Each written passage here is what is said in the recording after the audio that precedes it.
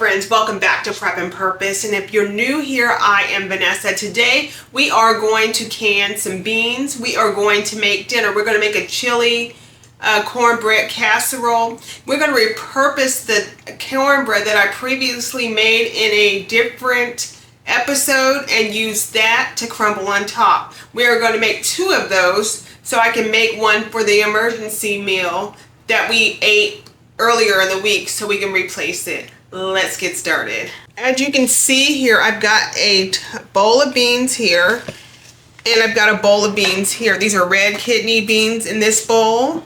We are going to empty them out and I'm going to get some in the Instant Pot so I can cook down some of these beans, and then we're going to can the rest. I have the beans now transferred to the Instant Pot. I do not have any chicken broth on hand, but I do have this Knorr bouillon powder, and I'm going to put that in. I'm going to mix it around just a little bit, and then I'm going to get it into the Instant Pot and high pressure cook this for 20 minutes. I've got all of my jars here. I've rinsed them and washed them. You don't need to sanitize any longer because they'll sanitize when you're cooking. So I'm going to fill each jar about 60% full. You don't want to fill them all the way because they will expand. I did soak these overnight for 12 hours. Okay, so now I'm going to start ladling in my juice, and you want to leave an inch of head space in your jars. I've got a paper towel. I'm going to put white vinegar on it and wipe the rims down. I'm feeling for cracks.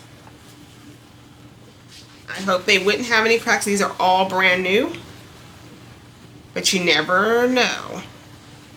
And we're making sure we have no debris. Looks good. Now we're going to get the lids and put them on, and then we'll put the rings on, and then we'll put it in the canner. I hope you can see in here that I do not have my jars covered in water. You do not have to have your jars covered in water. Your canner will tell you how high you have to have your jars covered. We've seen a lot of people online cover theirs in water, and that's what they do, but I don't.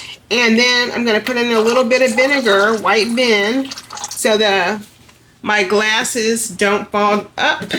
I'm going to get the lid on.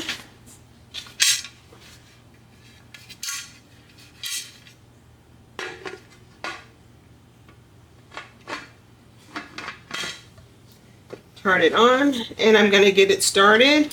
I'm not putting the weight on until we get a stream for 10 minutes that comes up and is consistent.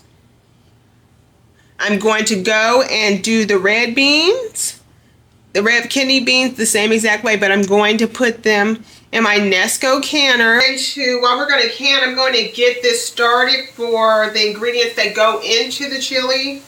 I have diced frozen onions in the freezer, but as you can see, this one is ready to be used, so I'm going to use that first. I'm just going to cut it down here. It's going to be real simple.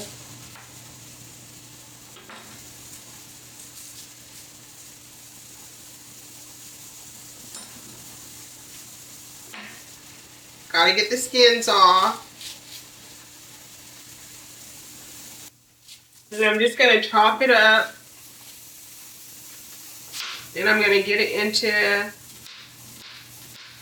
the pot. Now, normally I would do this a little bit backwards because I would want the meat to brown, but because we already cooked it, we don't need the meat to brown in the pot. So I am going to put the onions in. I'm going to put some bell pepper in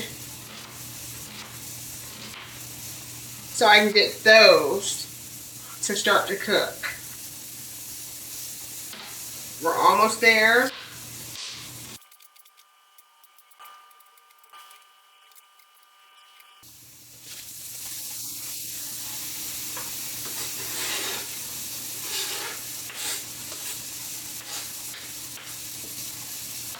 And the onions are in. Now we're going to add the bell pepper. They're already cut up. So all I have to do is dump it in. All dinner is, once you get into the 5-layer system, is assembly, guys. And it makes dinner go by so fast. I want you to see how fast it is to make dinner. The meat is already cooked. I do have canned beans. I could have used those. But I'm just going to use the ones that I threw in the Instant Pot because it only made sense. And then we're going to use ground pork that we previously made. And I'm going to use ground beef that we previously made. Now, each of these packages contain 1.5 pounds of meat. So we're going to use 3 pounds of meat today. Any package that you've seen, like the bell peppers, that is packaged to 3 cups in a quart-sized bag. So if you have quart-sized bags or you use a vacuum sealer or vacuum chamber, you still can implement the system. Just know what your measurements are. So it's starting to cook up. And that's the noise you're hearing right here. We're going to let that thaw out a little bit in the pan. That's all we're going to do is just warm everything through. And once everything is warmed through, the beans will be done. And then I'm going to place the beans into a 9x13 pan. And then we're going to crumble the cornbread we previously made on top. And then we'll put it in the oven. And then we'll have dinner already made. Already broke down, guys, that fast. I want you guys to remember, when energy fades, structure holds. So when we don't have energy throughout the week, our future selves would think of our previous self for the effort. Because sometimes maybe we just don't have the time, right? I'm going to, for my sake, choose to get some minced garlic. I'm just going to add a spoonful because I like garlic.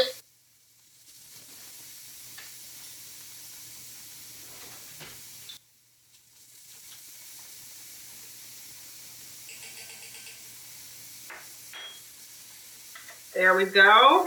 We are already ready. Actually, I'm going to let that garlic melt just a little bit. But the onions are already translucent, and I'm going to add in the meat in just a second. Now you can see what that looks like. We're going to get the meat in, and I'm adding 1.5 pounds of ground beef that was previously cooked, so it's frozen, and that's okay. You can cook from frozen. Don't be afraid. We're just going to place that in there. Same with the ground beef, guys.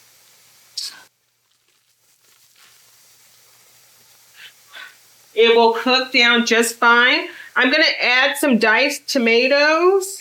And I had canned diced tomatoes. So I'm going to use those instead of the ones that I've already canned. Because I'm trying to get canned goods off my shelf. There we go. I couldn't get that thing open. There we go.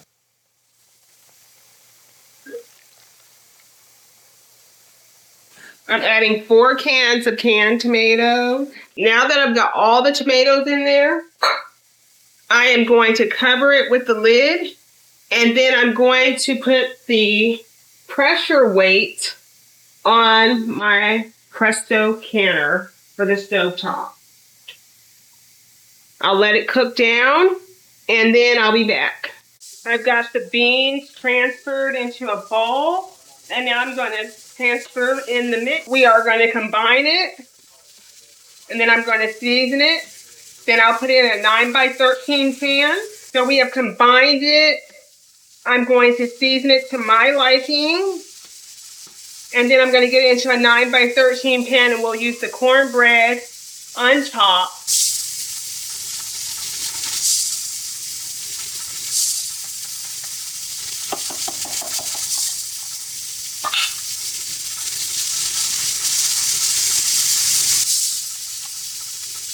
As you can see, friends, it's finally quieted down in here.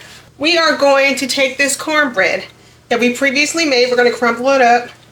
And I'm going to repurpose it for the top of the chili. Now we are going to put a little milk in the mixture. Maybe that's it.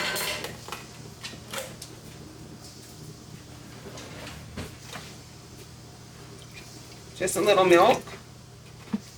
I'm not trying to make it too wet. And it will adjust based on what it looks like. I put my sugar in there. Don't judge me. But we like sugar. You could have used honey. You can omit it if you want. It's up to you. Now I'm going to pour this mixture into the cornbread and see what kind of consistency we get.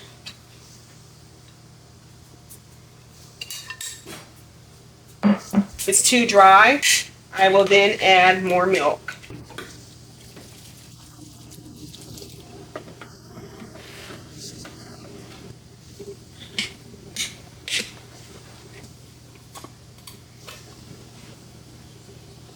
Now, any of this you could have seasoned any direction that you wanted.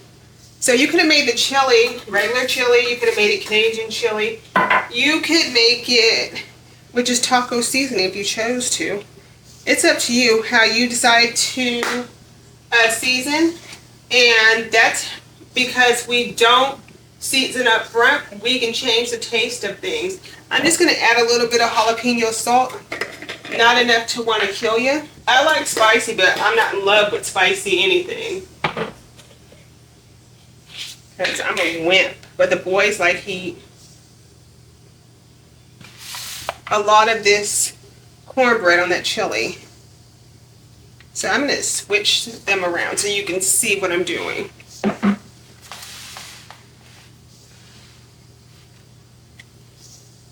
Just going to sprinkle it right on top. The oven's already preheated and ready to rock and roll.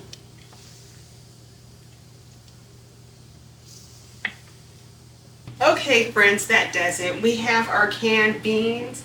We also have our chili cornbread casseroles as well. And always, I want you to reduce decisions, install structure. And if you haven't subscribed yet, please consider doing so. And remember, steward what you have. Serve where you are. And you'll always have what you need to rescue yourself. Prep with purpose.